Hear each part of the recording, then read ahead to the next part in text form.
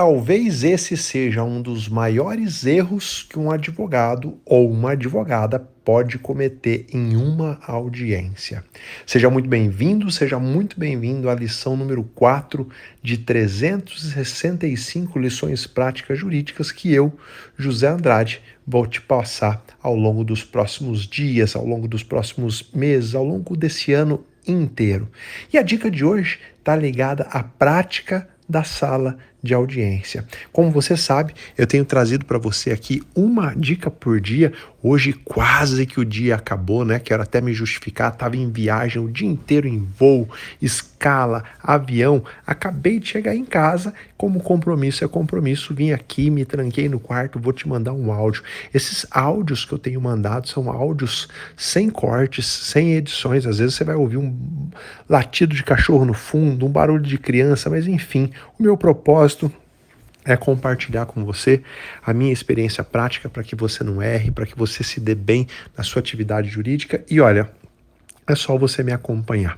Eu vou fazer 100% da minha parte, eu sei que não vai ser fácil, 365 dias seguidos, sem furar um dia sequer, para te mandar um áudio, para facilitar a sua vida, para fazer com que você se dê cada vez melhor na vida. E olha, eu já vou dizendo, sala de audiência, o lugar onde o filho chora e a mãe não escuta, um quarto escuro para muita gente, né? Motivo de medo para muita gente, a sala de audiência. E eu escolhi falar hoje sobre um erro que talvez seja um dos maiores. Eu não sei se ele é o maior, talvez ele seja um dos maiores, um dos mais graves, um daqueles que pode causar um grande prejuízo para o seu cliente, mas que tem solução. Obviamente, não vou aqui só também trazer o erro, eu vou apontar o caminho da solução. Que erro que é esse, professor? E como é que eu faço para não cometer? Confusão de procedimentos. Como assim, professor? Muitas vezes, talvez semanalmente ou a cada 15 dias eu vejo esse erro acontecer. O advogado chega para uma audiência e na hora H ele confunde os procedimentos, os ritos processuais. O procedimento é como se fosse o roteiro da audiência, o passo a passo, como as coisas vão acontecer, a sequência lógica dos atos, né? Dependendo do direito que está envolvido o processo, a ação que você entrou ou que você assumiu ali como advogado, o procedimento pode mudar. Eu não sei se você sabe, mas existem mais de 31 tipos de audiências judiciais. E eu não estou falando ainda das audiências trabalhistas, estou falando só da justiça comum e do juizado especial. Quando eu falo que existem mais de 31 tipos de audiência, isso significa que os prazos são diferentes. Então, dependendo do tipo de audiência, você tem que arrolar a testemunha antes. Dependendo do tipo de audiência, você não precisa arrolar antes, basta você chegar com as audiências lá no dia. Dependendo do tipo de audiência, é necessária, é obrigatória a presença das partes, mas dependendo se for um outro tipo de audiência, não é necessária a presença das partes. Por que eu estou te dizendo isso? Para que você fique atento, fique atenta ao procedimento. Todas as vezes que for marcada uma audiência, você vai imediatamente encontrar na legislação o passo a passo, o procedimento da sua audiência, para evitar de você confundir. Meus amigos, às vezes o advogado está acostumado a fazer audiência de instrução na Justiça do Trabalho.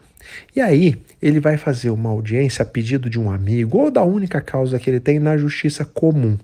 Chega lá, ele acha que a audiência da Justiça Comum vai ser igual da Justiça do Trabalho. E ele pode cometer um erro por desconhecer o procedimento ou por confundir o procedimento, um erro que pode pôr tudo a perder. Exemplo prático, rol de testemunha.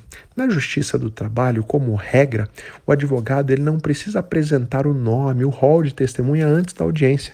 Ele simplesmente, no dia da audiência de instrução, ele leva as testemunhas até a presença do juízo. Na Justiça Comum, como regra, no procedimento comum, o advogado precisa arrolar essas testemunhas previamente e no prazo fixado pelo juiz. Se ele arrolar fora do prazo fixado pelo juiz, já era. Se ele não arrolar e chegar no dia da audiência com as testemunhas, já era também. Ou seja, preclusão, o cliente vai perder um direito. Esse é um exemplo do erro, confusão de procedimento, que pode acabar acarretando para a vida profissional do advogado. Mas existem vários outros, existem várias matérias que são preclusivas na justiça comum, mas não são na justiça do trabalho.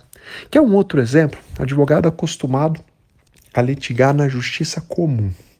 E aí, faz audiência de instrução normalmente na justiça comum, e na justiça comum, a parte só precisa comparecer na audiência de instrução quando ela é intimada pessoalmente para prestar depoimento.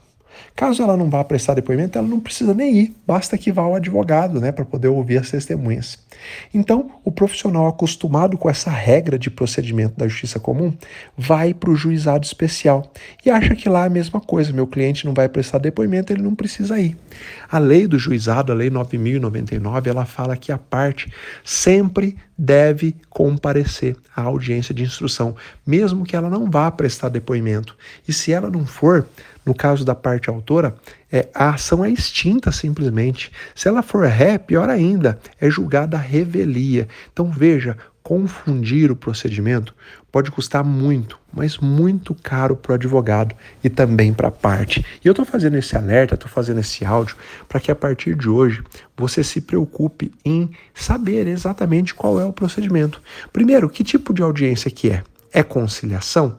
É instrução? É saneamento? Como eu disse, existem mais de 31 tipos de audiência. Audiência de justificação, audiência da ação de alimentos, audiência una da ação de alimentos. Primeiro de tudo, você vai identificar o tipo de audiência. E logo em seguida, você vai ver na lei qual é o passo a passo. Quem deve comparecer naquele tipo de audiência? Qual é o prazo para rolar testemunha? Tem questões que só podem ser alegadas em audiência? Vai ter alegação final, não vai ter? Você não pode confundir os procedimentos, sob pena de causar prejuízo para o seu cliente e, mais ainda, para a sua imagem profissional. Olha, eu tenho dito, sempre que eu falo da prática da sala de audiência, não espera o pior acontecer para você buscar a sua preparação. Porque às vezes, quando acontece o pior na sala de audiência, as consequências são gravíssimas. Às vezes você erra na frente de um cliente que nunca mais vai te contratar e talvez ainda vai sair falando mal de você. Às vezes você erra na frente do juiz e aquele juiz vai fazer uma imagem profissional péssima a seu respeito e isso não é bom, a gente sabe que não é bom. É claro, meus amigos, que quando a gente não tem muita experiência, a gente precisa compensar a falta de experiência como? Com estudo, com a dedicação, sugando a experiência de outras pessoas. O que a gente não pode é jogar tudo para cima e vamos lá com a cara e com a coragem, vamos ver o que vai acontecer. Hoje não tem mais espaço para o vamos ver o que vai acontecer. Hoje tem espaço na advocacia para aqueles que estudam, para aqueles que se dedicam. E eu vejo muita gente reclamando, falando que a advocacia está saturada. Sim, a advocacia está saturada de quem não estuda, de quem acha que o estudo não é importante. E olha, quando a gente está falando da sala de audiência, você precisa fazer um estudo teórico, mas um estudo prático. Um estudo teórico para conhecer o procedimento, para saber a sequência dos atos e um estudo prático para saber como que tudo vai acontecer lá no dia. Qual é o momento adequado de fazer as alegações importantes?